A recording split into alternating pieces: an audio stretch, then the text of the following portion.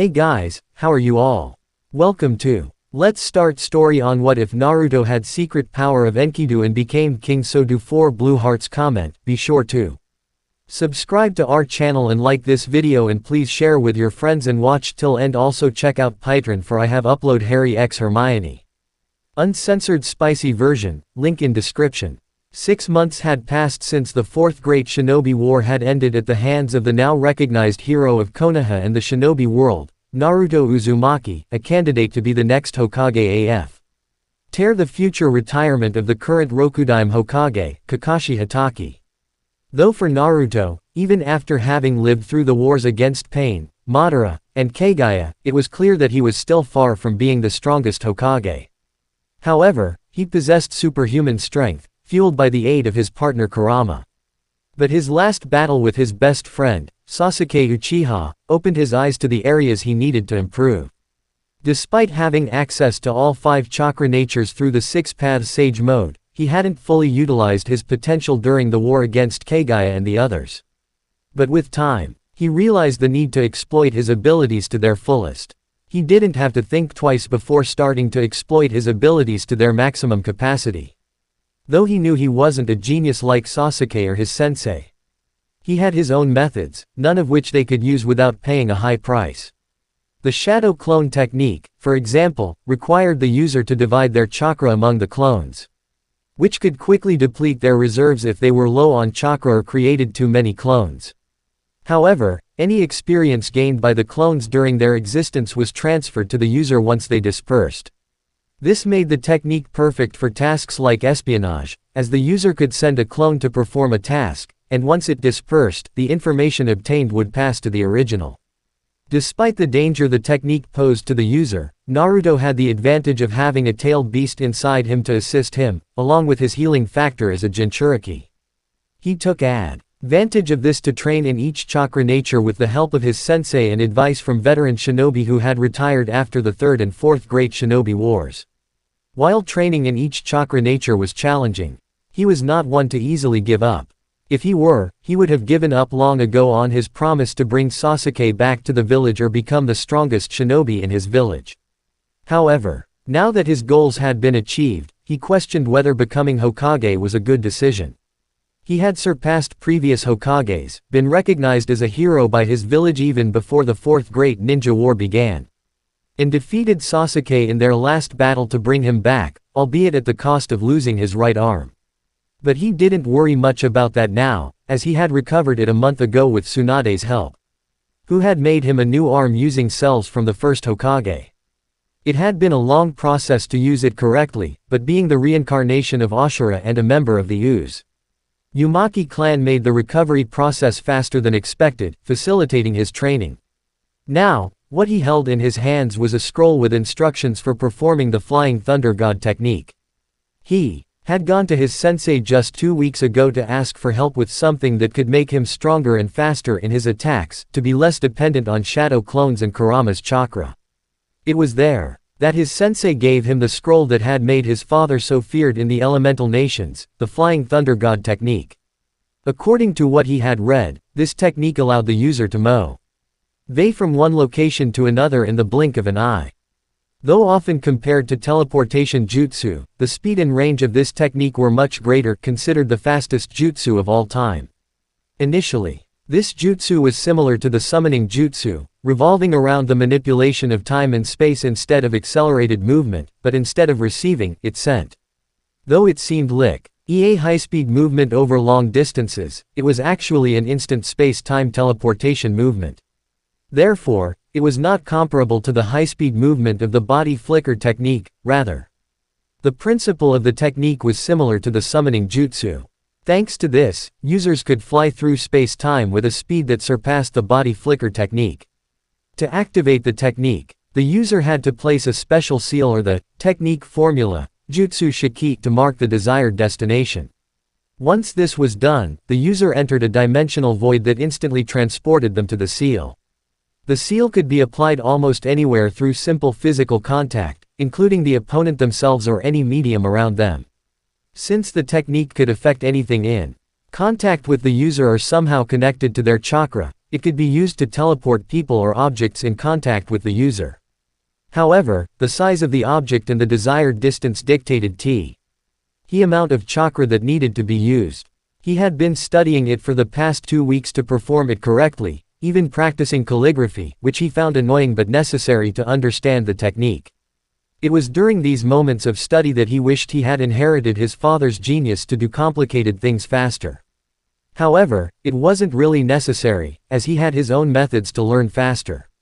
Now that he had enough knowledge to perform the technique, he would put it to the test to see how good it was. But before doing so, a fleeting memory of his father performing the technique with the QB mode came to his mind. The idea came to him that if his father could do it in that state, which enhanced his abilities, he could do it on a smaller scale just by applying his partner's chakra. So with that in mind, he proceeded to take out the kunai that belonged to his father and infused it with his partner's chakra to make it faster.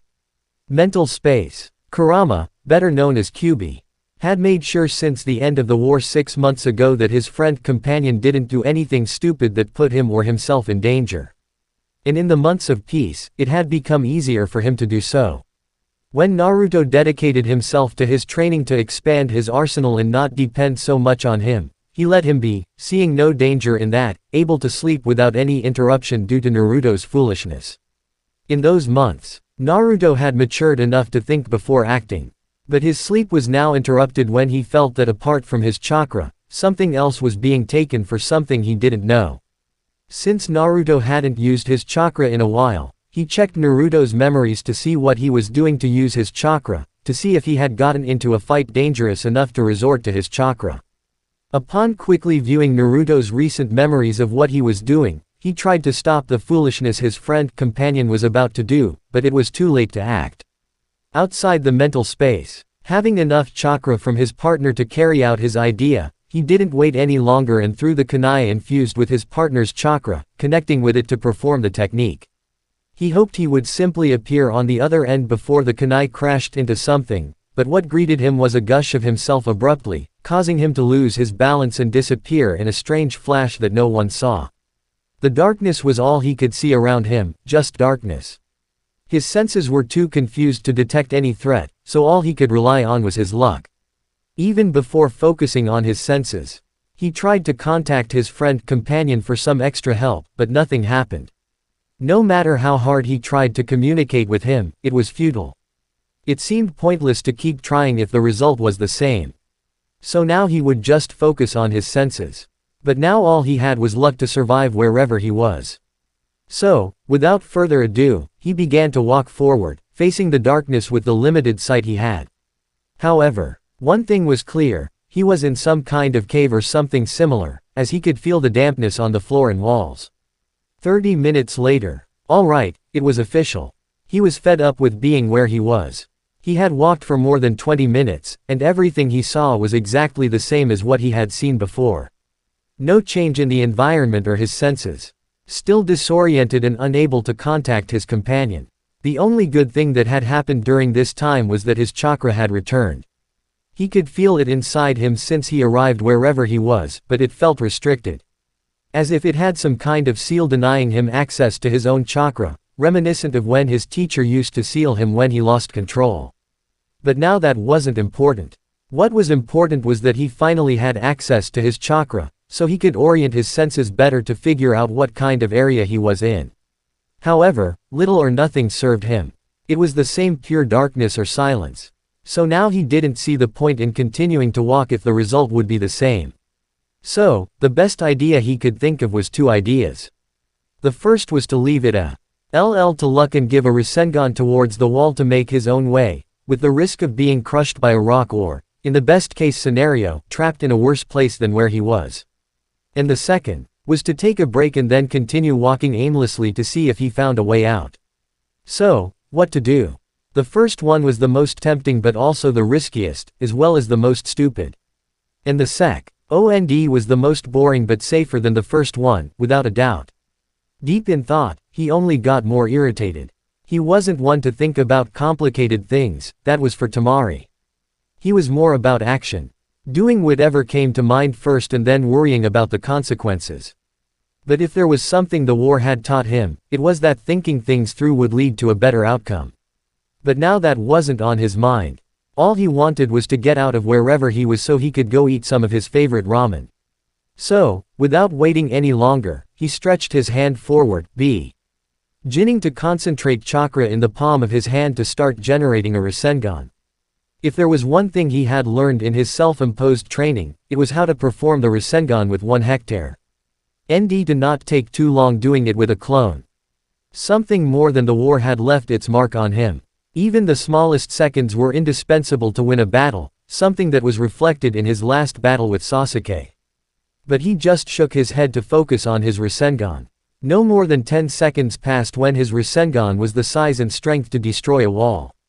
So, without further ado, he turned to slam it and get out to get his precious ramen. The plan was simple, to destroy the walls until he could get out of wherever he was, something anyone could do if they had enough power. A plan undoubtedly simple, easy to execute. Or that would have been if not for an unforeseen and uncalculated factor. Before he could even get close to the wall to destroy it, no more than a meter away, a woman with light blue hair appeared. Covered in bindings on her legs and arms, large horns symbolizing the earth, and eyes reflecting the planet's inner sea, looking at him fixedly with her head tilted upwards due to the height difference. Neither of them said or made any move. The first was too impressed by the appearance of someone who wasn't even with him at any moment, and the second just kept looking at the strange person with the blue ball in her raised hand. The awkward moment dragged on for 2 minutes with their connected gazes. The woman with horns only looking at the blonde in front of her. While he just started lowering his arm, making the Rasengan disappear, now just looking at her silently. The minutes passed until finally one of them spoke the first words with the intention of starting a conversation. Naruto, HMN. Hello, are you lost? The question was thrown towards the strange woman who was just looking without any intentions of responding or doing anything more than observing him. Making him nervous because of the silence that only made him look at his person. He was going to think of a better plan to execute now with the new presence of the woman who was just watching him without saying anything. He could have thought of something to do if it weren't for the fact that, from one moment to the next, the woman grew to a huge size, destroying a large part of the cave, leaving him with nowhere to stand. Just in the air, heading towards her mouth. With only a few seconds left before he was probably swallowed and crushed by the teeth of whatever the previous thing was. He tried to cling to any nearby part, but everything was falling towards the mouth of the transformed woman. With no more than 10 seconds left, he was sure he was going to be swallowed by whatever the woman was. Naruto, shit, this is gonna hurt. Before he touched the woman's mouth, everything around him lit up, disappearing what was previously darkness along with the creature that wanted to devour him. Unknown place. Suddenly opening his eyes, he jumped to his feet, starting to spin around in desperation from the fright of being eaten without being able to do anything. After spinning like an idiot without direction for 2 minutes, he stopped to look around. The first thing he saw was the blue of the sky covered with clouds. But before he could focus his senses, he was interrupted by someone he knew very well. Kurama, you finally woke up, idiot. Naruto, Kurama, who else could it be, dummy? Naruto, I'm glad to finally hear you, Kurama, TKs. Anyway, tell me why you did such a stupid thing. At the mention of his companion, he remembered how he ended up like this, wanting to try his father's jutsu, ending up in the situation he was in now. So, all he could do was sit down, putting his hand behind his head, laughing nervously.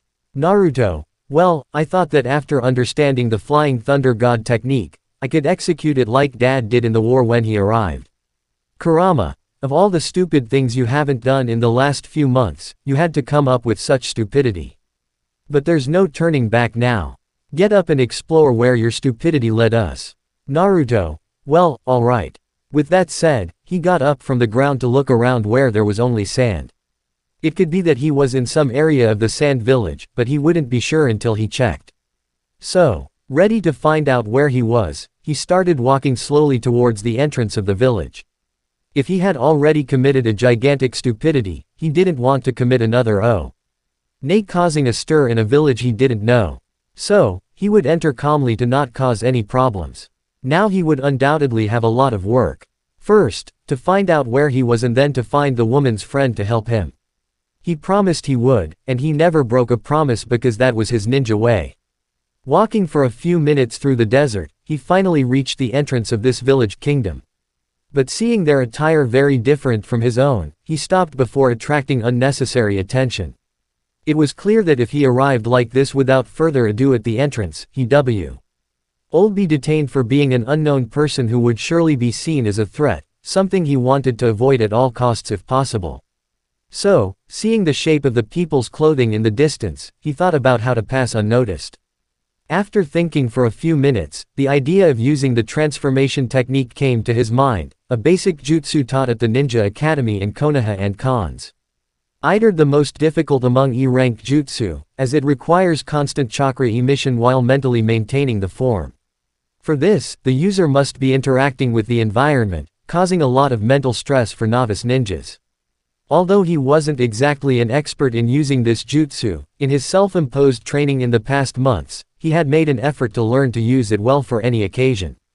However, due to his chakra reserves, it had been really annoying to maintain it for a long time, but nothing that a more thorough chakra training couldn't solve, giving him more benefits like being able to use the Rasengan like his father with just one hand, no longer needing to use a clone to use the weaker variant. But that wasn't important. Making the necessary hand seals, a little smoke revealed that now, instead of being his own person, he now had the appearance of a 23-year-old with dark skin, yellow eyes, and brown hair in a ponytail, wearing clothes similar to some people he had seen. Now, with his new form, wearing clothing similar to some of the people he had seen, he began to make his way toward the entrance, receiving glances from both guards who didn't last more than 10 seconds before stepping aside so he could pass. Seeing that he had the clothes of his kingdom and was similar to the people, they saw no reason to suspect him. Once inside the village kingdom, he could see the architecture of the area better. The houses and some buildings were made of sand, very similar to what he had seen in Sunagakur. The village was located in a sort of crater in the middle of the desert. Its borders protected by large rocks and cliffs, and the buildings of Sunagakur had very simple structures, giving the impression that the whole place was made of sand. Its villagers often wore tunics to cover themselves from the constant sandstorms. The people of this village tended to have frizzy hair, characteristic of people who live in hot places to prevent moisture from escaping their hair. Their headbands and battle vests were brown, to camouflage with the environment in which they lived. Although here people wore scanty clothes, the men wore rags that reached their knees, leaving the torso area uncovered. And the women, like the men, wore rags that covered them up to the knees but covered the upper area with a top, if it could be called that. Continuing to walk with his transformation, he saw how people sold their products and how children played, something that made him smile at how peaceful everything looked, undoubtedly something he wanted for Konoha once he returned to become Hokage. But his walk was interrupted by a scream that caught his attention. Turning in the direction of the scream, he saw, no more than 30 meters away, some strange things killing people. There were perhaps around 20 of them, killing innocent people, completely ignoring the pleas of the people. His first impulse was to rush towards those things to save the people who were being killed. But his thoughts were interrupted by the voice of his friend companion. Kurama, don't go, Naruto. Naruto, what? Kurama, don't rush like an idiot towards those things. Naruto, but can't you see they're killing them? Kurama, that's not our problem, it's theirs, so let them solve it themselves. Naruto, but Kurama, that's enough, Naruto. Understand, this is not our problem. We're here because you did something stupid, so don't provoke any more. With that final phrase, his friend companion cut off the mental link they had, leaving him there alone, watching as the people screamed. He knew he shouldn't intervene in something that wasn't his business and act precipitously towards any problem, but he couldn't just stand here watching, so if he had to pay the consequences, he would. Without thinking anymore, he dropped his transformation and threw himself at one of the creatures that was about to pierce a woman. He reached it before, extending his hand forward towards its chest. Naruto, Rasengan. Hitting the center of the creature's chest, he sent it flying into a wall, crashing it. Looking at the woman behind him, he saw that she was bleeding from her shoulder from a superficial wound. But nothing more. He couldn't say anything when he saw 3 of those creatures lunging at him, having to jump back to dodge the stabs in his vital areas. Taking a final leap back, he saw that to his left there was a rather large fountain of something, so acting as quickly as he could, he began to make hand seals. It was time to see if his training in the other elemental natures had paid off. Finishing the necessary seals, the creatures were only 3 meters away from him, so not wasting any time, he executed the prepared jutsu. Naruto. Water Style. Water Dragon Jutsu. With the jutsu launched, he saw a dragon behind him, launching itself at the 3 things, attacking them fiercely, crashing them to the ground, killing them instantly. Well, his improvised plan had worked. But at the cost of 1/3 of his chakra. Since that wasn't his nature, it cost him more to execute, but thanks to his massive birth chakra reserves along with Kurama, he could execute jutsu at least from each of the natures before it tired him. Turning in the direction where he heard other screams, he saw another group of creatures, 4 in total, cornering some children, so running quickly. He started executing another water jutsu. Already arriving, he got the attention of the creatures so that they turned in his direction, ignoring the children so they could focus on him. Now having their attention, he launched it. Naruto. Water Style. Decapitating Water Jutsu. With the stream of water coming out of his mouth, he split the creatures in 2, collapsing to the sides in front of the children's eyes. Making signs for the children to leave, they understood the message, running off to find refuge in a safe place. Seeing how the children left, making sure none of those followed them. By mere instinct he turned around, raising his hands to grab one of the claws of those creatures that wanted to pierce him. Seeing that he was about to lift another claw to achieve his goal, he moved the claw to the side. Suffering a slight scratch on his cheek, now being below it. Not wasting time, he executed 3 hand signals to touch the ground. Naruto. Earth Style. Earth Wall Jutsu. Quickly retreating, he saw how the creature was lifted upwards, so making a clone he sent it to the other side of the newly made wall to take 2 of its claws, pulling them down at the same time to split it in 2. It didn't take long for the creature to split in 2, letting the clone vanish. He looked around to see how the rest of the creatures were surrounding him, so getting on guard he prepared to fight. But he didn't have to do anything when one of the creatures flew out one after the other until there was none left. Half-breed, what are you doing here? Turning in the direction where the voice called him, he saw that on top of a roof there was a woman with golden hair, eyes as red as blood, a large but not so large bust that any woman would envy, with traditional Uruk clothing instead of her characteristic golden armor, and she usually wore her hair down, as well as 2 violet tattoos with a flower design just below her shoulders.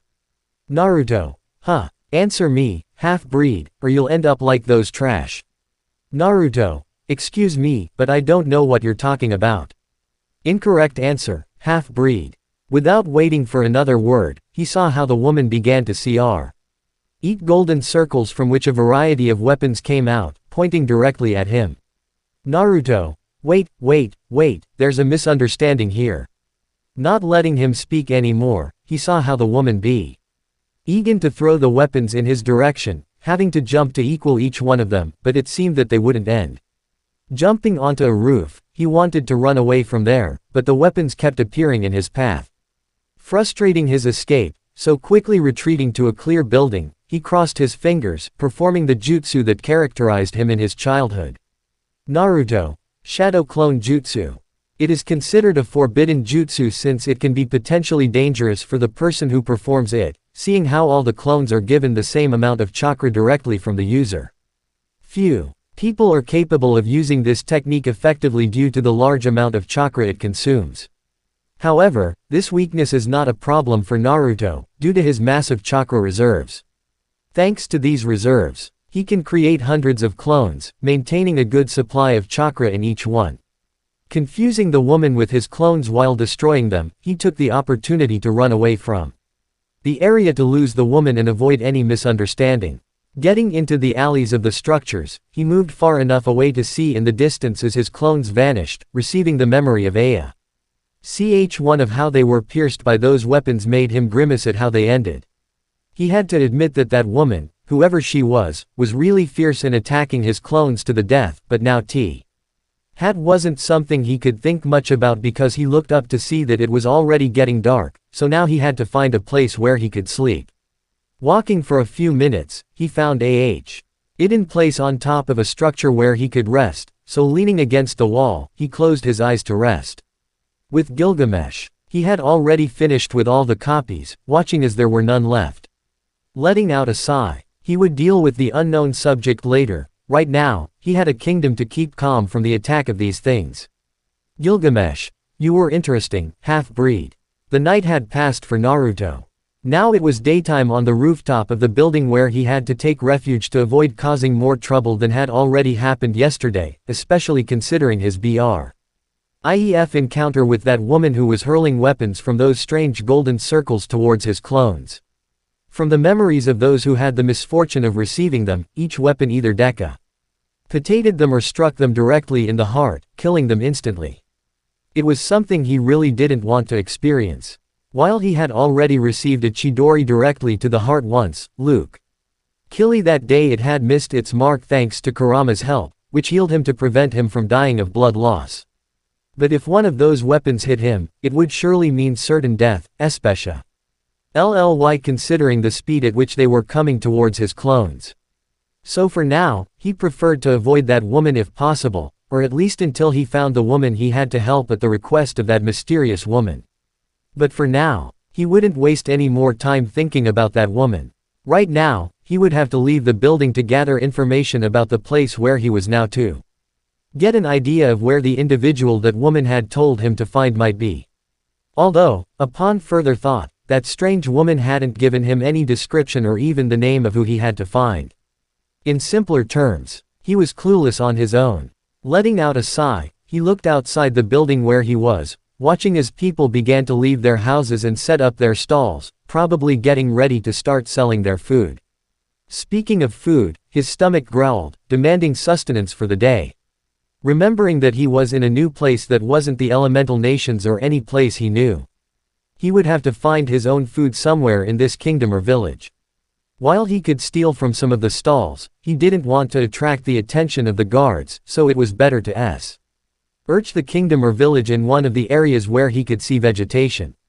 Not wasting any more time, before descending from the rooftop of the building, he reverted to the previous form he had said to enter this kingdom or village before the attack of those strange things.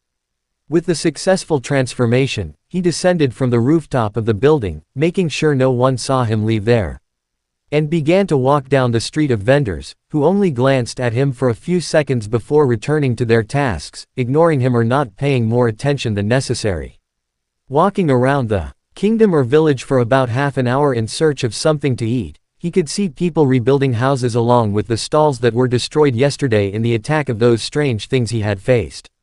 Although he had wanted to help, he refrained from doing so to avoid attracting attention and just continued on his way to find something to eat. But at the rate he was going, he wouldn't find anything. So, slipping into the alleys of some empty areas, he quickened his pace to search faster. Taking a quick look around where he was running, he could see people cooperating with each other to rebuild the houses. Which wasn't something you would have seen steps back. His run lasted until he had reached one of the walls of the city of Uruk.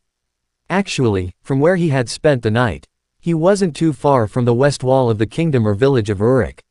So, facing the wall, he began to climb it until he reached the top, where he could have a better view. Fortunately, not far from the wall, he could see what looked like a forest. If he calculated the distance roughly, he would say that the forest was about a kilometer from his current position. Walking at the pace of a villager, he would probably arrive in about a day and a half, but if he went at shinobi pace, it wouldn't take much longer, maybe about 2 hours. So, making that decision, he jumped off the wall and began to run away from it.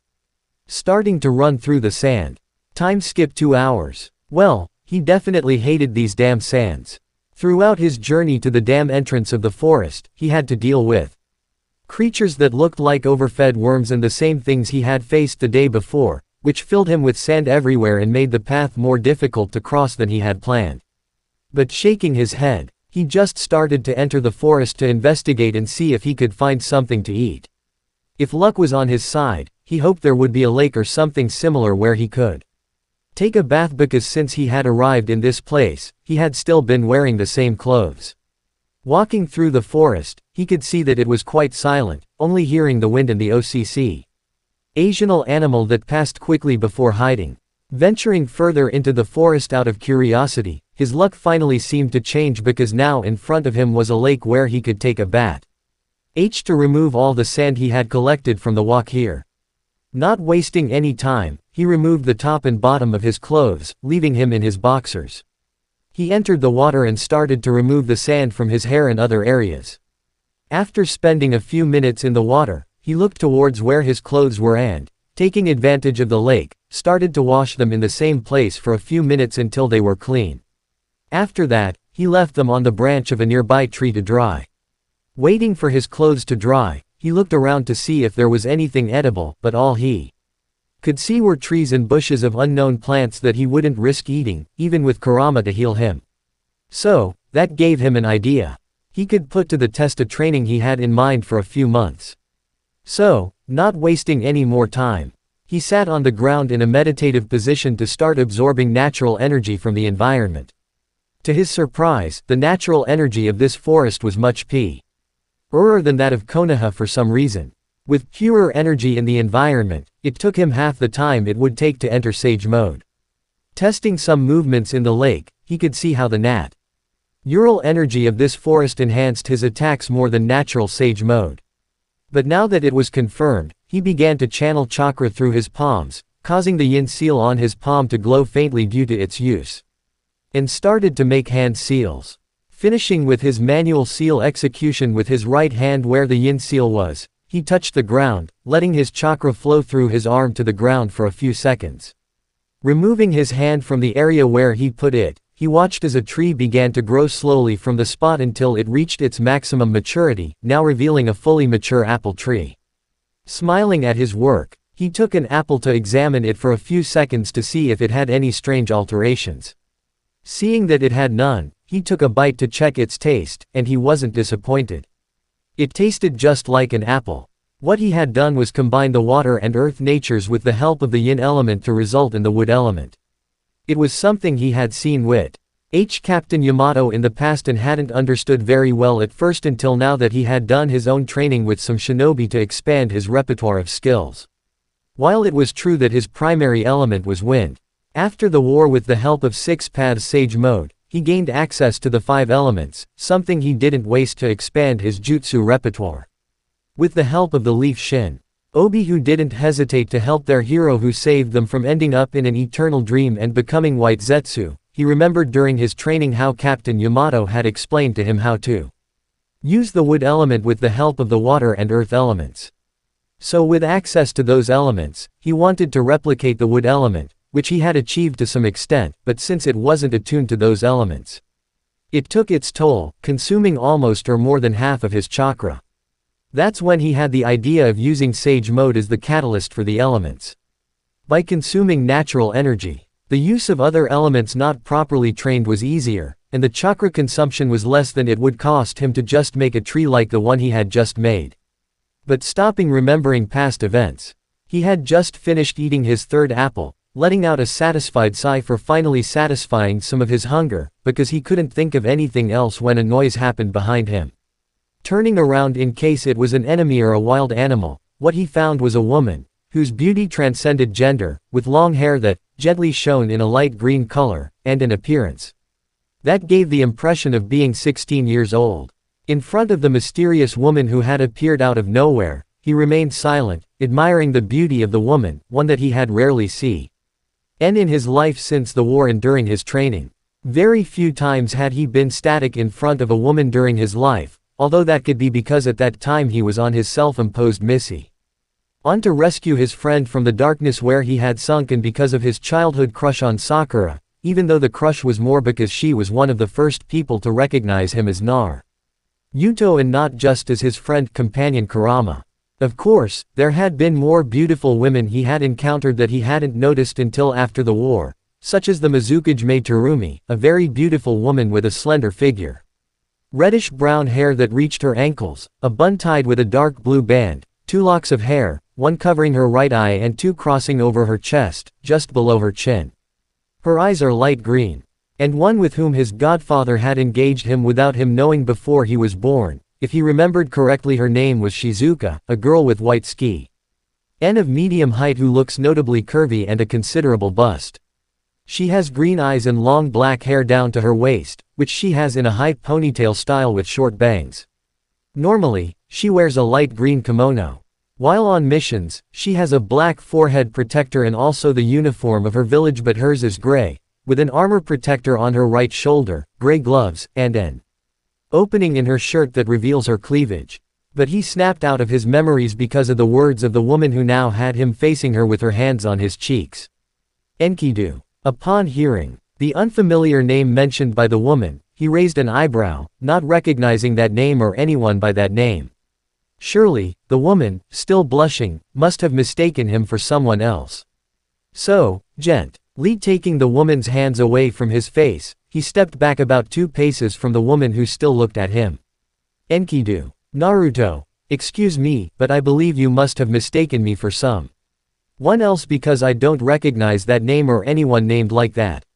With his denial, he saw how the woman still seemed unwilling to give up the idea that he was the person she mentioned. While still a few steps away from her, she was approaching him again, her hands extended, wanting to touch his cheeks again. So, being once again in front of him, before she could put a hand on his face, he stopped her. Taking her by the arms to halt her attempt, looking her directly in the eyes. Naruto. Look, unknown miss, as I told you before, I have no idea who this Enkidu is or whatever. My name is Naruto, not Enkidu.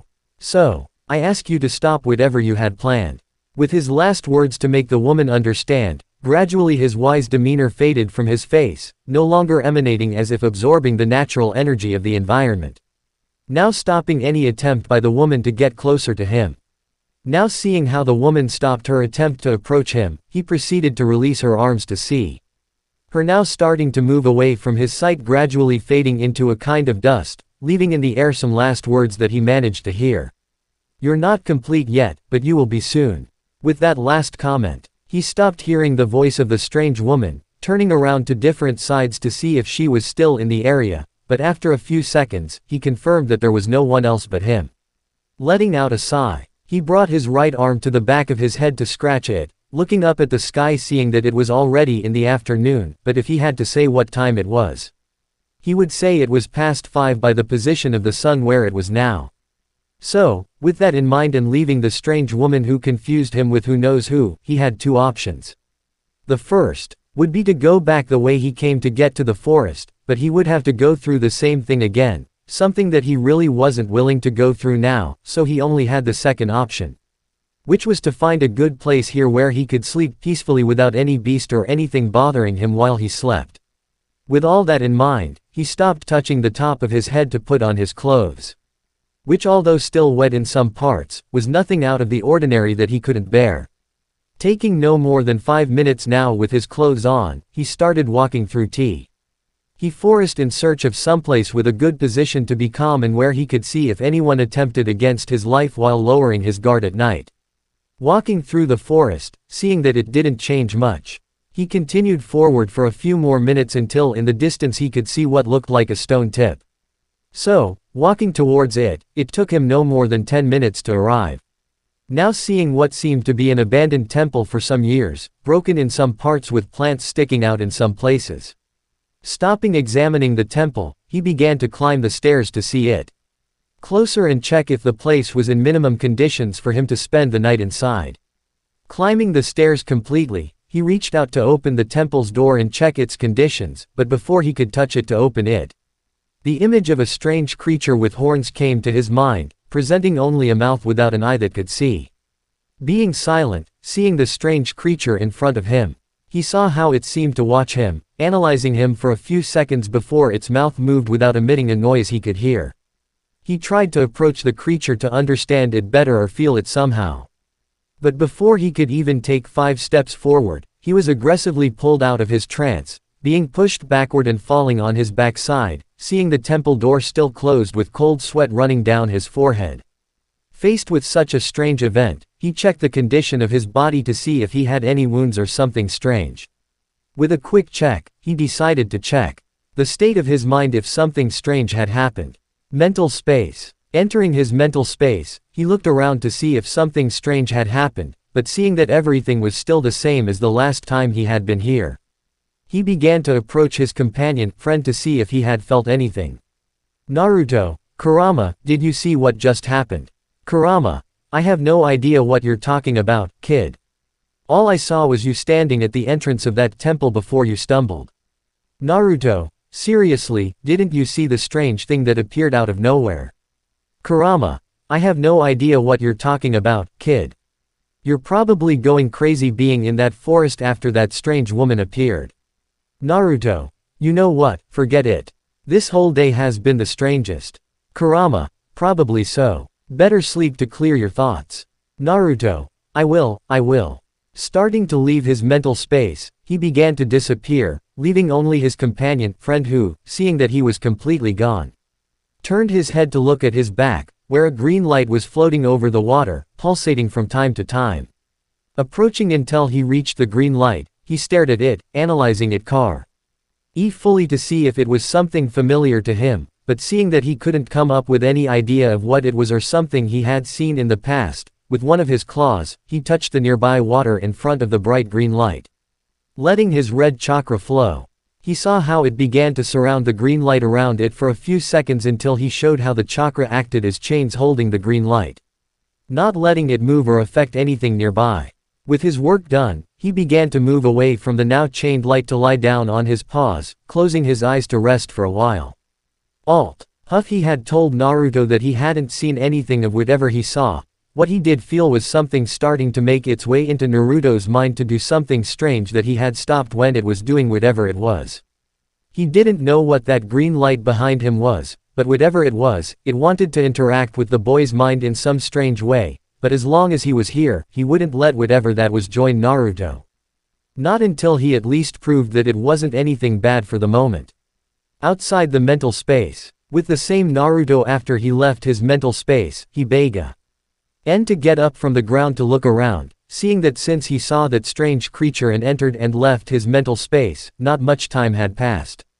So, he walked to the entrance of the temple, looking for a few seconds again, hesitating whether to touch it or not, but after a second, he stretched out his hand again, touching the entrance, closing his eyes, waiting for something to happen, but seeing that nothing happened. He began to open the door, sliding it to the right, hearing how it let out a somewhat raspy sound, indicating that the temple hadn't been opened or given maintenance in some years. Opening it completely, he had to close his eyes because of the dust that rose for a few seconds until he could see well what was inside. Seeing inside the temple, what he found was a kind of stone bed, some dusty pots, and tree branches that were sneaking through cracks. After seeing what was in the temple, he went inside, touching the walls to check their resistance and see if it was safe to be inside. But seeing that the structure didn't move, he supposed it was safe enough for him to spend the night inside the temple. Smiling at finding a safe place to spend the night, he crossed his fingers in a cross, generating 2 clones, giving them instructions on what to do so he could join them, starting to clean the temple so that at least it would be comfortable to sleep inside at night. Time skip 2 hours. Taking about 2 hours to clean the temple, he could see that now it was decent enough to spend the night, so putting in the clean and repaired temple in some areas, he lay down in a relatively comfortable corner to sleep, seeing that it was already night. Closing his eyes to sleep, he relaxed his body to spend the night without any disturbance that would wake him up or not let him replenish energy. Currently flying over the skies heading towards the kingdom of Uruk was a woman with fair skin, brown hair tied in pigtails, and her slim figure made her look very feminine. Her garments are not many, as expected of the people of ancient Mesopotamia. She wears a cloth top over her chest and what appears to be the lower part of female underwear covering her groin, leaving her stomach, back, and legs exposed all the time, although she doesn't seem to mind. As for accessories, she wears a garment covering half of her right arm, another one covering her leg from thigh to foot, and a small crown on her head.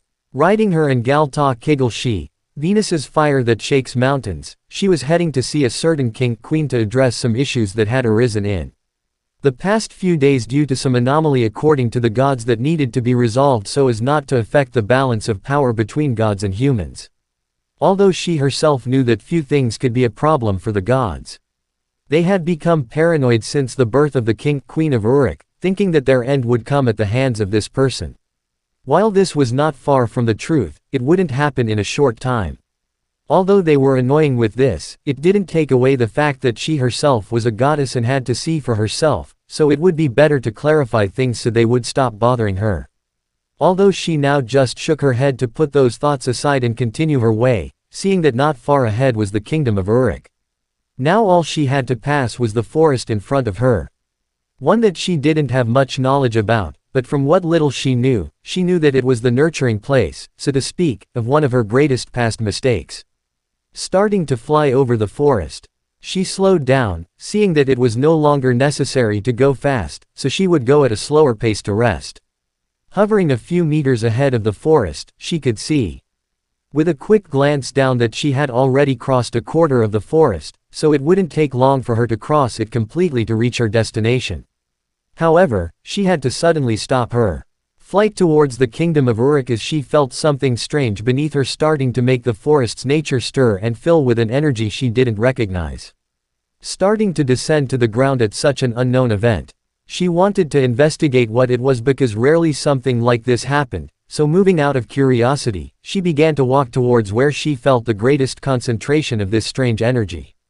After walking around for about 10 minutes, she saw how this strange energy affected the forest in a way that was too positive, seeing in paths how the trees seemed to move with joy as they were nourished by the energy, and seeing how the plants on the ground grew relatively fast for her surprise, given that she only knew someone who could do such a thing, but seeing it with her own eyes doubted that person would be here, so whoever was doing all this could undoubtedly be curious or dangerous.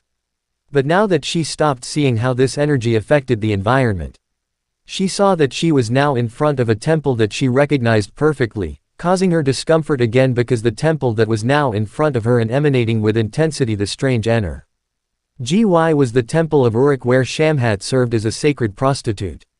She didn't know much about her other than that Anu, fearing that Enkidu would remain a beast, prepared Shamhat for him, being the little she knew. But leaving that aside for a moment, she began to walk to the door. Standing in front of it, she stretched out her hand, sliding the door to see what was inside the temple, and what she saw was something she didn't expect.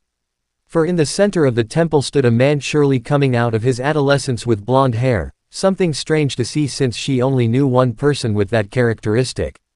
A slender but well-built body, surely prepared for battle, and the singular thing that seemed like a whirlpool in his stomach. Leaving the man's characteristics in front of her, he could tell that he was the owner of that strange energy, so approaching him to analyze him better, she was now by his side, seeing that on his face were some strange marks. So, driven by curiosity, she stretched out her hand to touch them, but she couldn't advance more than a meter when suddenly the blonde man turned in her direction, opening his eyes, making her step back and fall to the ground due to the sudden movement. She saw how the man looked at her with his eyes constantly changing from deep blue to a yellow with a vertical line as pupils with orange outlines appearing and disappearing at the same moment. And his strange marks becoming more aggressive.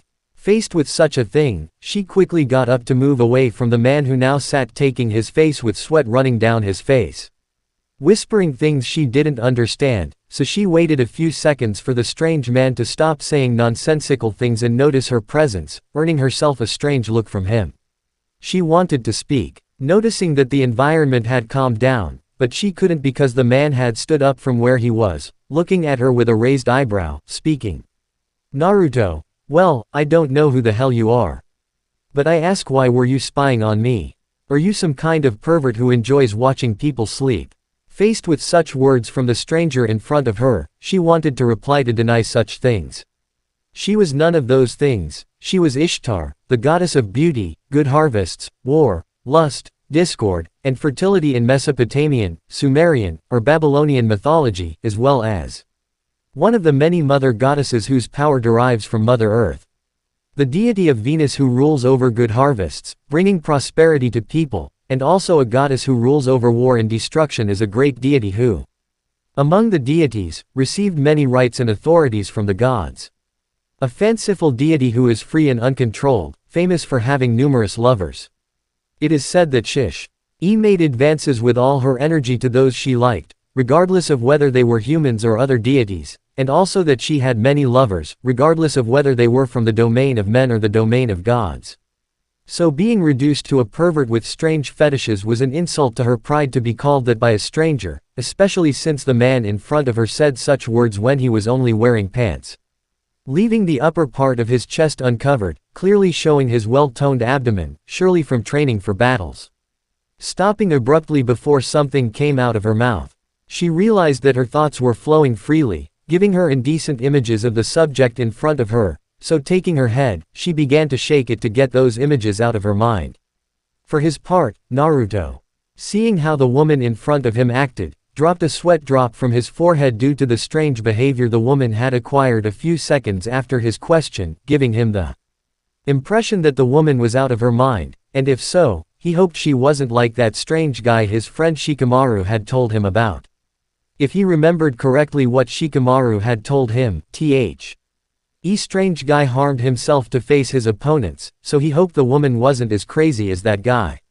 The room fell silent after the strange woman stopped shaking her head from side to side, seeming trying to rid herself of an image in her mind that, although he didn't know what it was, he didn't want to know precisely what it was, given that the woman in her current attire seemed like someone Jiraiya would love to meet if he were still alive, taking her as inspiration for writing his next Ika book.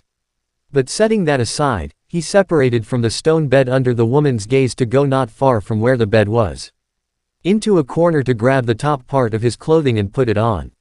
While he didn't know the woman and looked away from her, he wasn't an exhibitionist to go around showing his torso to just anyone. Besides, it brought back bad memories with a certain snake and his best friend.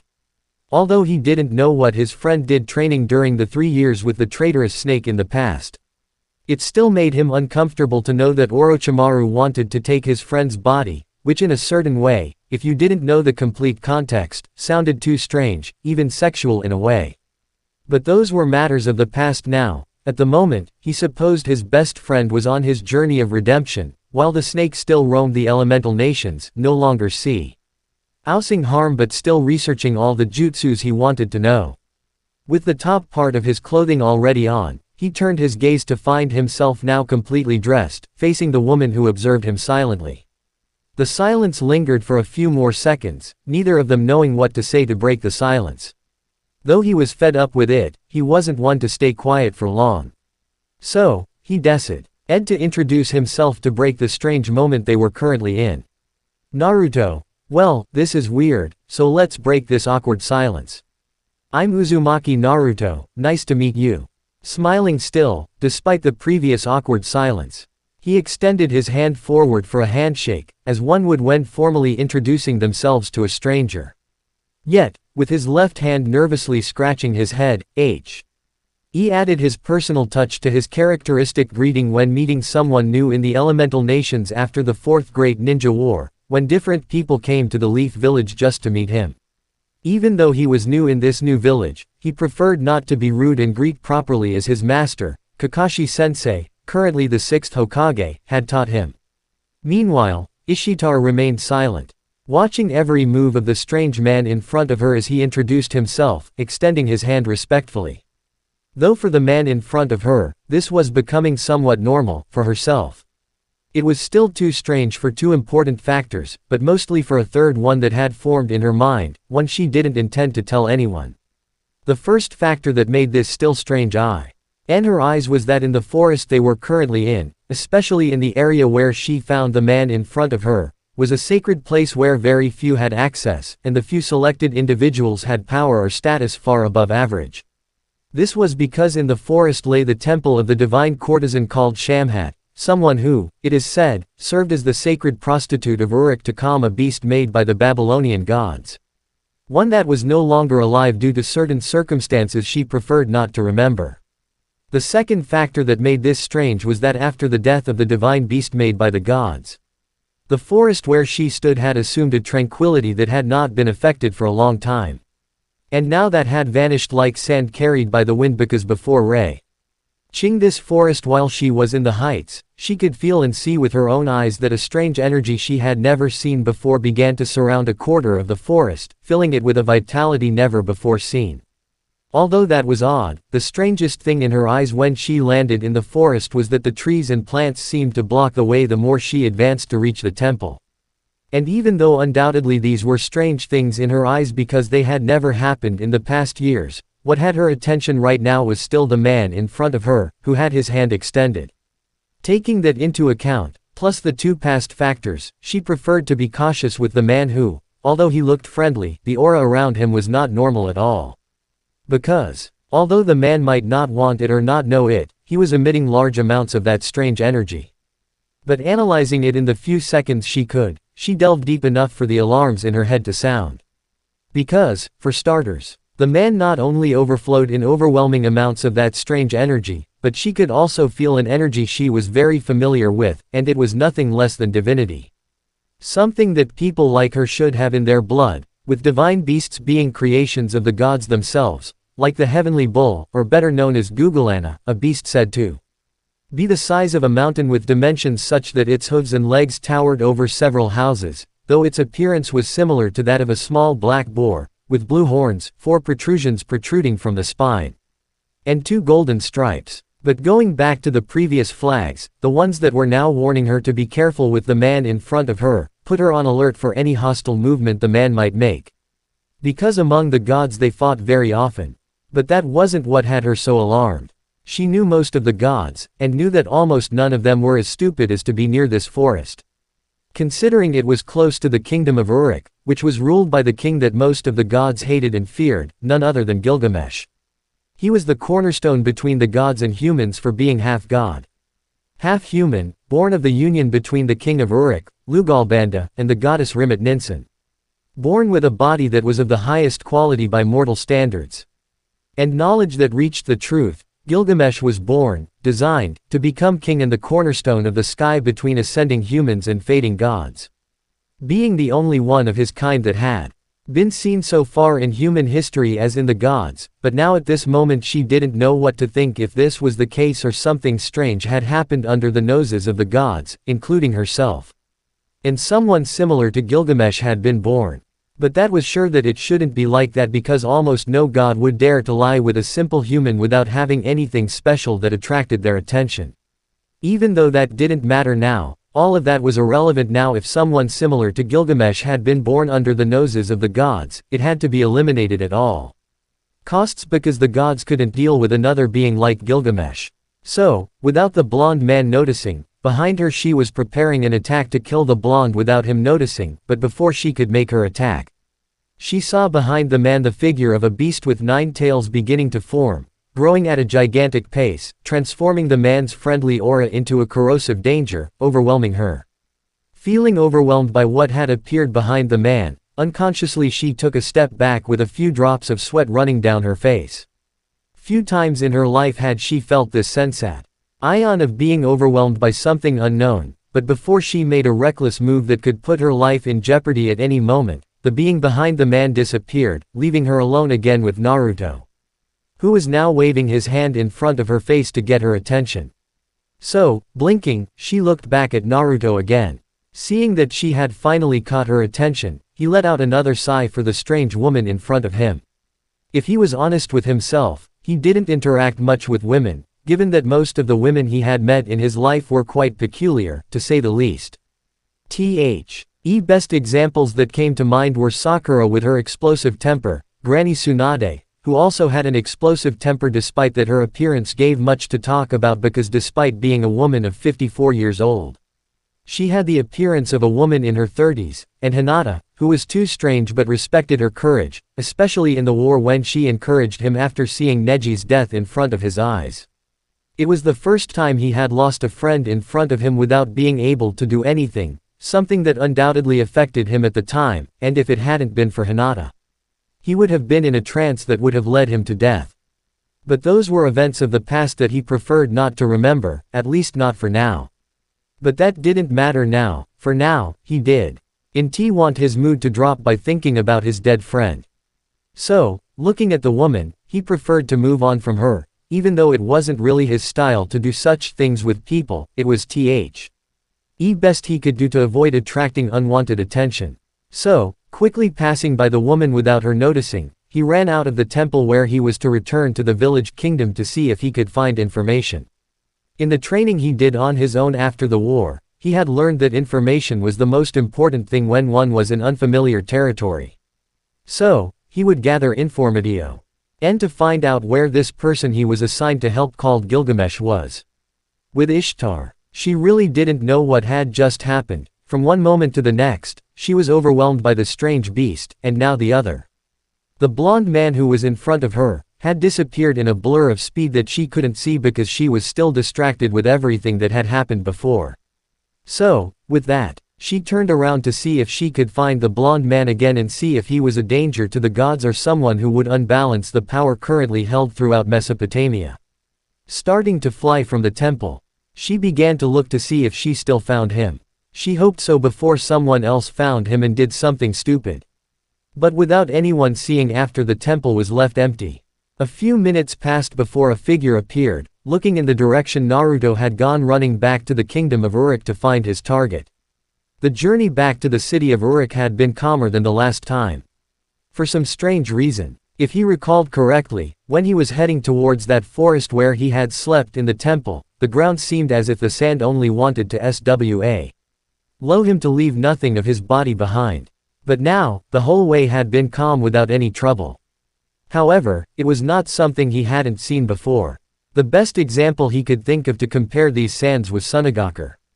The village of the sand, where his friend and comrade Gaara was the current 5th Kazekage. He had taken the position at a very young age for being the son of the previo Kazekage and the former Jinchuriki of the one-tail beast, Shukaku. That had undoubtedly surprised him at the time when he had returned from his 3-year training journey with the perverted sage to Konoha. Knowing that his friend of the same age was already the Kazekage of their village, while he, even after the Chunin exams, remained a genin, had bothered him for a few days when he had first heard the news. But he had let it go with all the events that had happened after his return. The kidnapping of his friend by Akatsuki and his subsequent death after they managed to rescue him had been late.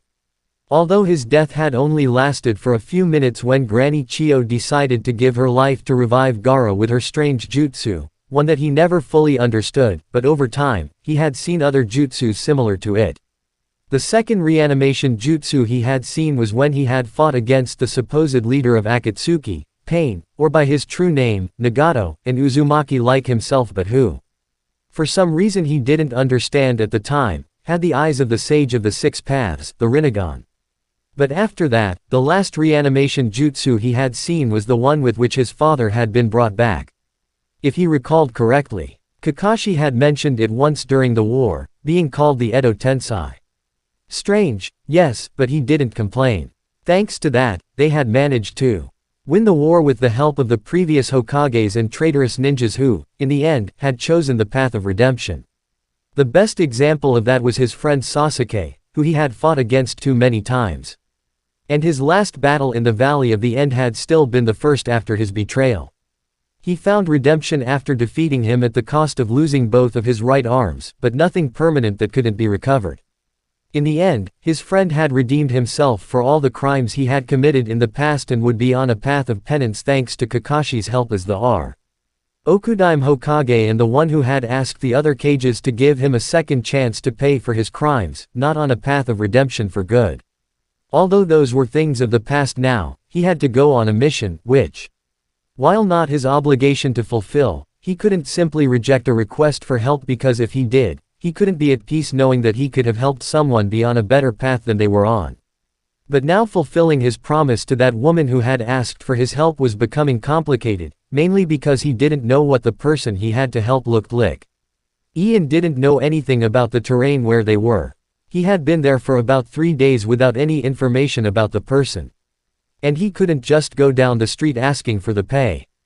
RSON he was looking for because it would attract attention and be too suspicious. He had to be careful not to interfere in political matters or something similar. He had already intervened when he arrived at the village kingdom, saving some people from those strange creatures that were killing them. So now he had to be much more careful not to attract more attention than he already had. His journey had finally ended when he saw the high walls of the village kingdom not far from his position. So, celebrating his progress when he saw that he was already too close to avoid making too much noise, he jumped. Reaching approximately halfway up the wall, sticking to it with chakra and starting to walk on it until he reached the top, checking that there was no one who saw him enter without permission. Jumping inside without being seen, he went straight to an alley where there shouldn't be any people nearby, activating again his transformation that he had used to enter without raising suspicion. The first time he had arrived at the village kingdom. With his transformation completed, a seal of the alley, he headed to a populated area to start mingling with the people and see what their customs were and what he could do and what was forbidden. Walking around the people, he could see how they helped each other to rebuild the houses destroyed by those strange creatures while others sold their products in homemade stalls along the street. Looking at the people for a while, he realized that whoever governed the whole village kingdom must have a good governor for all the people to help each other and not have problems. He wondered if this place had ever suffered from a war in the past, like the village he had come from, although he couldn't be sure. He was sure that due to the people's coexistence, they had gone through at least one or almost no war. But as he didn't know, he preferred not to get involved in those topics. He had just left one about 6 months ago and would prefer to know in a place like the one he was in if there had been a war or was in one. But better leave that aside and continue with his mission. Although before continuing to think or see more things where he passed, something strange made him stop in his tracks in the middle of the street, straight in its entirety, making him look to one side in particular where he felt something strange that seemed to be calling him. It was like feeling the energies of nature wanting to enter his body without being in sage mode, such a familiar yet unknown sensation, leading him to head towards where the energy was calling him. Accelerating his pace to not lose that sensation that was calling him. He knew he was rushing to whatever it was that was calling him, but whatever it was felt so familiar that he simply couldn't ignore it. He was aware of the mistake he was making now, heading to a place he didn't know where it was, and even stranger, letting himself be carried away by a strange energy that could put him in danger.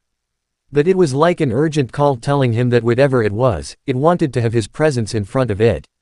Accelerating his pace, almost running, he began to dodge all the people coming his way to get to where the strange energy was calling him with such urgency. The further he advanced towards the direction of the energy calling him, the stronger the sensation of familiarity became.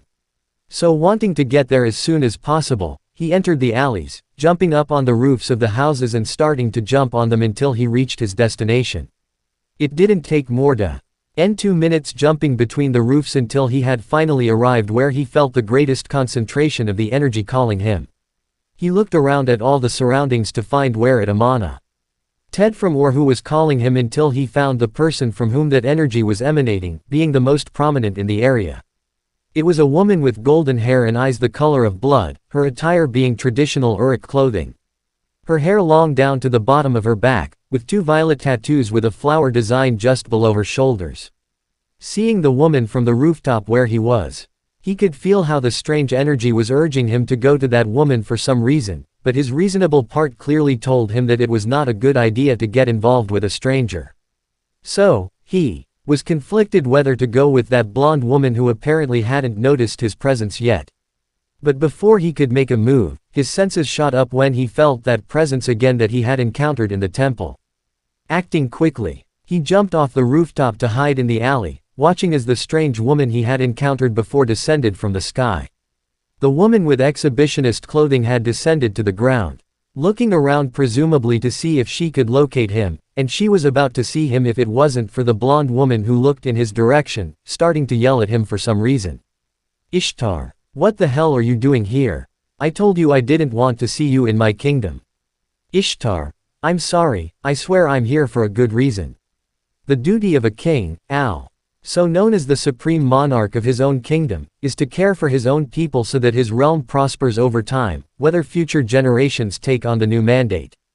But leaving the foundations well planted so that the future of humanity prospers.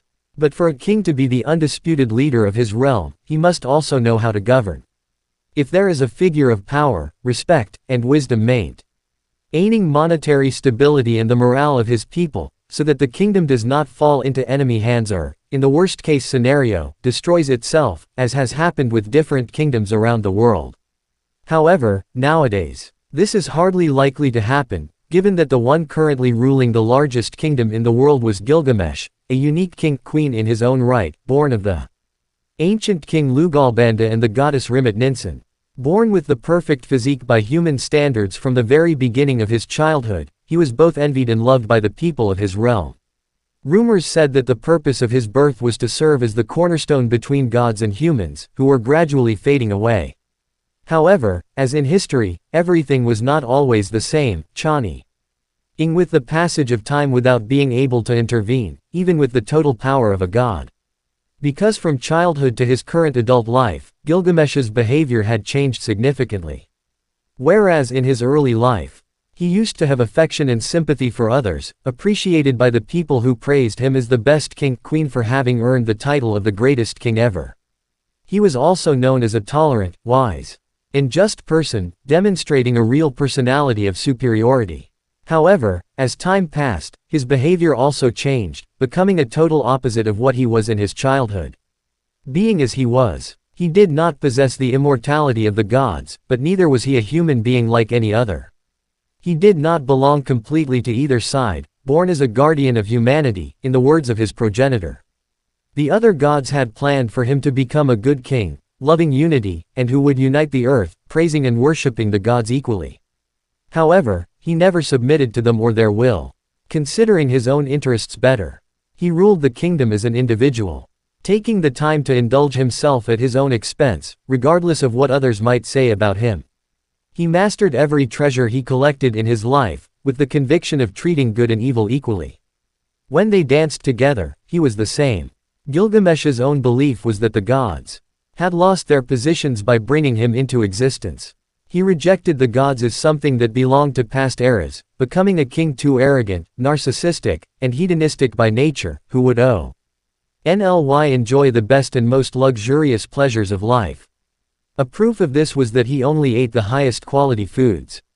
But despite his arrogant and narcissistic behavior, he respected and valued his people. In the eyes of the king, his people, along with those who lived within his realm, were worthy of his compassion. He understood the importance of each and every one, mostly recognizing that without them, his dynasty could not prosper.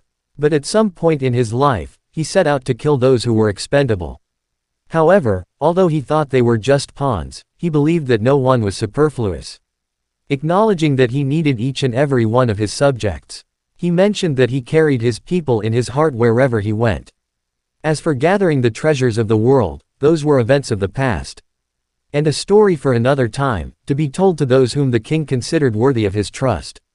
Currently, Gilgamesh himself was aware that his people were in a not very stable peace due to what had happened a few days ago when those strange creatures began to attack the west gate of his kingdom.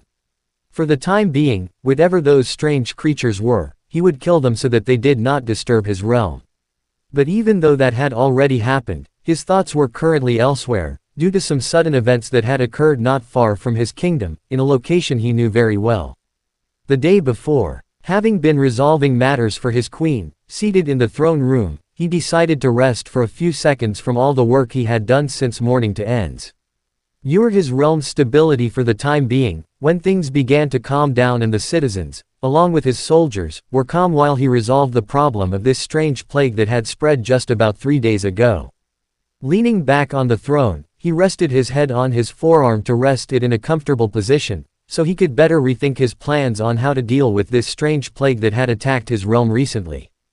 So, closing his eyes, he began to ponder the best possibilities to prevent the plague from entering his realm again and killing innocent people.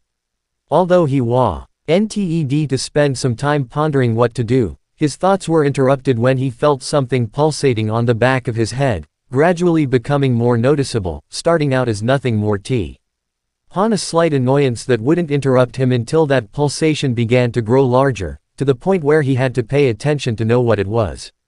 He focused all his attention on the back of his head where all the pulsations were happening to see what was bothering him. For a few moments, he found nothing unusual, but for a brief moment, an image appeared in his mind. The image of a strange individual he had never seen in his life or in any place he had traveled to. He couldn't see who it was because the person was facing away, not showing their face.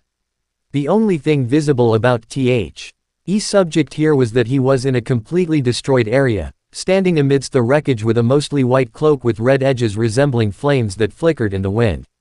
The subject's hair was blonde that seemed bathed in sunlight, not too short for the occasion nor too long, in an intermediate point, being wild hair that the wind tried to bring down but remained firm, looking like a knot tied in his head.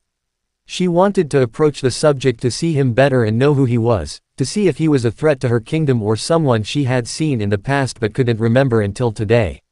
So, stretching out her hand in a mental image, she wanted to touch him to turn him around, but halfway there, she was stopped by two factors. The first was that in front of her appeared to be the shadow of a being reaching the height of a mountain with a shape she couldn't see well, just a mass of black shadows with 9 strange protrusions or tails that stirred from 3 of them, and slant red eyes warning her that if she approached, it wouldn't hesitate to attack her. She might have found it amusing because during her life, she had been in countless battles, so a mass of gigantic shadows threatening her was nothing she couldn't handle with her extensive arsenal of weapons at her disposal. So, prepared to remove the shadow beast in front of her to reach the strange subject, she opened the door of Babylon, from which 3 of them generated around 4 golden circles, from which chains that seemed to be bathed in gold began to emerge. Although that seemed the most normal thing in the world to her. It was there that the second factor came in, which was to say that it was one of the few times in her life that she had been surprised by something. That was when she tried to say, the chains to trap the creature made of dark shadow masses, the same chains that had been so loyal to her for years since the death of her equal. This was why it seemed they had turned against her, surrounding her so she had no escape. Instead of the black mass of shadows, the golden chains rattled around her, occasionally clashing with each other, sounding like a rattlesnake, warning against its prey, ready to attack at any moment when she was unprepared. For a few seconds, she remained silent, contemplating everything around her and what she had gotten herself into, the strange subject a few meters away from her. Still facing away, the strange thing, gigantic like a mountain made of that strange mass of shadows, and most surprising of all, her own chains turning against her for the first time. All of this was something she had never contemplated in her life. Although she wanted to think more about all of this, in a blink of an eye, everything disappeared, leaving her alone in an environment of total darkness, illuminated only by a light in the whole area that seemed to be staring at her fixedly. Strangely, the light began to approach her until it was face to face, where Enkidu reigned between her and that strange light for a minute, during which nothing happened until the light began to shine more, closing her eyes for a few seconds. And when she could see in front of her, she saw the image of someone she believed had died a long time ago in her arms, turning into clay. Although that was a topic she would think about another time, because in front of her was the image of what she considered her first friend and equal, Enkidu, the divine beast of the gods. She wanted to say something or even touch him to see if all of this was not the work of some god she repudiated, but she just stood there, staring fixedly, while he also looked at her, but with a smile before speaking. Enkidu, it's time to wake up, Gilgamesh. And with that last and only sentence, everything faded away in front of her, returning her to reality, where she slowly began to open her eyes, realizing that she was still in the throne room where the hours had passed. It was now night, where the stars bathed the sky, and the moon illuminated much of her kingdom, realizing that she had been asleep for quite some time. Current time. If that's the case, tell me what your reason for being in my kingdom is, you useless goddess. Hey, I'm not a useless goddess. Answer, you empty head. Yes, sorry. I'm just looking for someone. Why would someone like you be looking for someone? What did you do now? Why do you assume that I did something? Taking into account that you are an empty head, it does not surprise me that you did something to this person that you are looking for and that surely escaped from you. So that you know now, I did not do anything. I was just flying around when suddenly this strange energy appeared and caught my attention. Listening attentively now to what Tar was saying, Gilgamesh's eyes narrowed slightly at the new information that was being given to him. given that lately there have been attacks on his kingdom. Sometimes he could not leave loose ends any information, no matter how minuscule it was. Even if this information came from someone like Ishtar, he could not simply put it aside. No matter how empty-headed she was, he would take her informatio N is relevant to see if that helped him get out of those enigmas that surrounded his kingdom now. Adding to the fact that his dreams have been too confusing, more appeared questions that answered what he wanted. Given that she did not like to be blank on the subjects that she was relating to her kingdom, she would be attentive to any dangers that threatened her kingdom, even if it was the gods that she hated so much.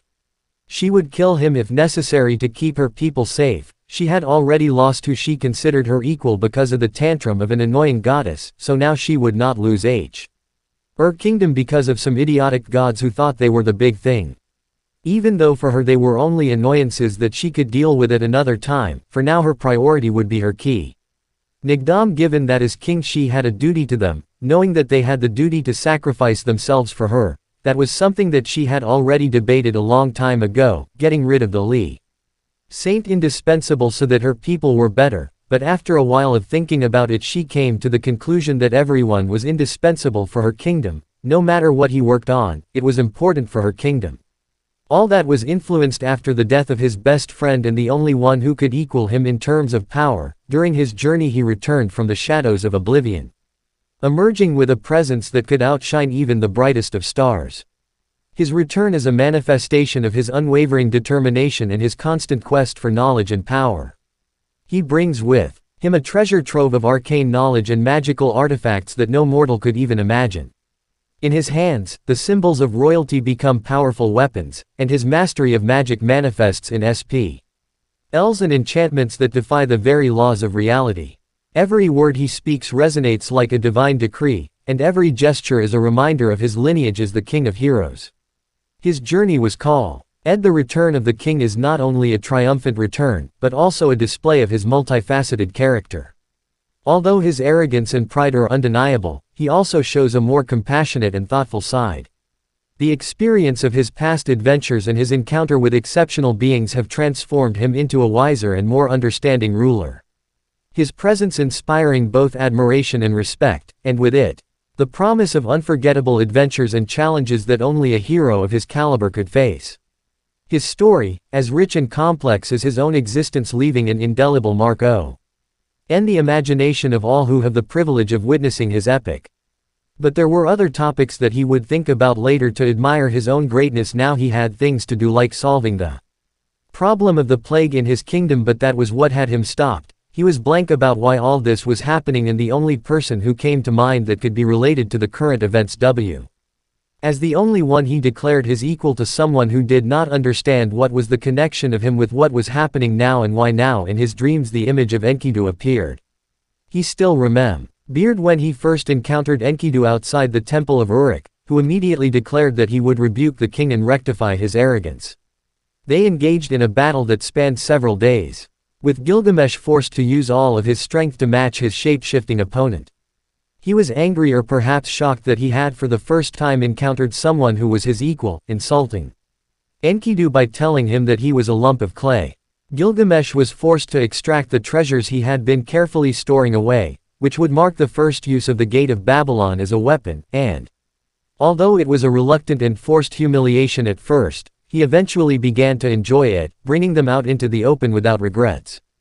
Gilgamesh eventually emptied the vault, with Enkidu only left with a tenth of its clay. Instead of continuing, Gilgamesh fell backwards onto his back as he burst into laughter, with Enkidu mimicking him. He remarked that there would only be one chance to attack for each of them, and that without any means of defense, there would be a pair of mindless corpses. Enkidu could never figure out if that meant it was a tie, or if Gilgamesh wanted to make it so there would only be one corpse. Don't you regret the treasures you've spent? Why? If it's someone I should use them on, then it's not unthinkable to do him the favor. They became close friends after that, marking the only story of eternally unchanging courage in the entire world. They worked side by side, and then Gilgamesh noticed that his vault had begun to become disorganized after he had begun using his weapons as projectiles, calling it a bad habit. Setting his sights on Humbaba, the guardian of the forest and the beast of the gods, Gilgamesh decided to seek him out and defeat him. Both succeeded with their combined strength, but Enkidu was left confused by the action. Doing so had not been an order from the gods, and it could not have been because his people suffered because of him either. Gilgamesh said it was part of purging the evils of the world to protect Urukku, but Enkidu could not understand why he cared about those he tyrannized. Gilgamesh explained his way of protecting humanity, causing Enkidu to realize the source of his isolation. Gilgamesh declared that Gilgamesh had taken the path of observation, causing the latter to smile in shame as in his childhood and speak of it. In response to his passion, Enkidu pledged to be a tool for Gilgamesh, but Gilgamesh rebuked him and told him that he was his friend. Enkidu believed that this had been the only time his friend had shown relief.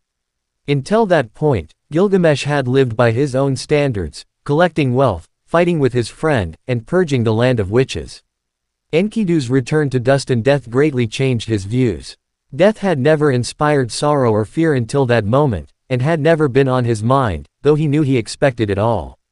Seeing the one he considered his equal in terms of power perishing before his eyes, Gilgamesh was able to register the true reality of death for the first time. The despair he felt was because he saw death as an escape from his duty as an observer of humanity. To fulfill his mission fully, he must observe humanity's path to its eventual end. Falling into despair, and with his vigor gone, Gilgamesh sought out the herb of immortality, a spirit. Herb of perpetual youth and eternal life. Gilgamesh knew of it even before Enkidu's death, having planned to eventually obtain it to complete his collection. With a reason to seek it out, he went to the underworld, Ereshkigal. He sought out the wise Zusudra, who had lived since he placed a large number of animals in an ark before the coming of a flood that assailed the earth. He is said to be the only one on earth to escape death and live to the present. Gilgamesh detested and feared the death that took his friend, which had made him fear for his own life for the first time since his birth. He continued on his journey, which he would later deny as a farce, which lasted the same amount of time he had lived up to that point. He wandered the desert for decades, as described in the epic, pathetically dragging himself along, while thinking of nothing but not wanting to die. Gilgamesh had the same motive as all humans, as even a son of the gods was no different when faced with death. An idiocy that exceeded that of humans, Gilgamesh continued to try to overcome death, casting aside the king's pride, authority, and power, not knowing the purpose of doing so or having anyone to do so for. His fear of death was one of the reasons for his actions, but he also abhorred death because he could not forgive himself for abandoning his role of observing the future. Gilgamesh eventually reached the realm of the dead, where he discovered in a meeting with Unapishtim that his form of immortality was not special. Unapishtim had gained longevity by joining the ranks of the gods, half becoming a plant in the process. Gilgamesh rejected such immortality because he wanted to be immortal with the desires of a human still intact, rather than simply live for all eternity in a body without ambitions. Gilgamesh had planned to leave the underworld and return to Uruk to complete his vault, but Unapishtim, having doubted that his way of existence would be rejected or possibly wanton. To condemn someone who had rejected the gods' immortality to the same existence, told Gilgamesh a secret. It was a method to become an immortal being without seeking the gods' mercy, the root of a herb that grew in the depths. Although he would not consume it himself as it would become a plant, he collected it as a rare treasure to decorate his vault. Stopping within the depths, Gilgamesh shook off the herb and returned to the surface. Unable to put words to his state of mind at the moment, there was a part of him that remained hopeful despite having declared that there was no need for the immortality modeled on the gods. Gilgamesh smiled at his achievement of being back above ground, believing that he could defeat death and avenge his friend. With the ability to overcome the death that had taken even Enkidu. The voices and acclamation of the people of Uruk would have reached an unprecedented level upon his return with immortality. Describing himself as part of the recklessness of youth, vanity soon followed. And he became annoyed by his ragged appearance which he had spared no thought of until that point. Gilgamesh wished to cleanse himself before returning to Uruk to taste the fruits of his labor in perfect condition, so he rested near a spring to recover from the fatigue accumulated over decades of searching. At that point he experienced a certain feeling which he believed to be his first true feeling of joy. When the water healed him, Gilgamesh felt the peace of being freed from a malaise that had been lingering in both his body and mind. It was the first time he was so excited about any of his achievements because the act of amassing treasures was only an instinct similar to breathing that brought him no joy. The act of having obtained immortality was the same time he was grateful for having been born into the world because, despite claiming to have the perspective of humans, he believed that he had not been human until that moment. Gilgamesh felt free of everything, without doubts, fears, fixations, or duties. Overwhelmed by the feeling of omnipotence, he describes the feeling as a vital impulse, the reward of his own desire and the belief that he'll do whatever he wanted with that joy for all eternity. It was then that his carelessness caused it to be taken away from him, defeated by desires, by the simple appetite of hunger, of a snake crawling through the jungle. The snake with an empty stomach was attracted by the scent of the grass, and though Gilgamesh, in a panic, emerged from the spring, it was too late. The snake gained the property of molting, having been the restoration of youth instead of immortality, and only its shed skin remaining. After this, Gilgamesh laughed at the event, the absurdity of the conclusion given he could have gained and all that he prided himself on being, nothing. He laughed at his own foolishness until his sides ached. Though it was not that he could gain nothing, he realized that his only reward was that he would not have a single thing left. The fulfillment in life and joy he first gained instantly vanished, making him realize that this was the nature of the human world. Realizing that immortality was unnecessary to his duty, he had been born as a human at that moment and died as one after learning of joy. Although he had been complete from birth, he also had his times of inexperience. Taking almost all of his life to complete his development, he reached physical maturity in his time with Enkidu and mental maturity at that time, thus marking the end of his youth. Thus beginning the start of a stage in his life as the ruler of Uruk-tua. His pasts were interrupted when suddenly a throbbing pain began to sound in his head, making him have to put a hand on it to calm the pain. But this continued to increase to the point that he took it with both hands before the gaze of a surprised Ishtar who tried to approach to see his condition but had to back away when from the back of Gilgamesh the golden circles opened, coming out chains that she knew very well, having to dodge them when they went in her direction. Flying up, she let the chains pass which she thought would follow her, but they passed her to go to a building not far from where they were, destroying the wall, causing the dust to rise, where when it began to clear a strange energy was felt with a sensation of heaviness. Clearing the dust completely, the person who emanated such a presence was revealed to see the blonde that she had been looking for, but now he looked quite different as a bubbling aura surrounded him. Being quite aggressive, being in a hunched position, hiding his eyes behind his hair, revealing behind him a strange figure that she had seen. What the hell? That's it for today, I will stop here. I hope you all enjoyed this video. If you please consider subscribe and make sure to hit that like button, share with your friends, and don't forget to check out author of this story. Details in description.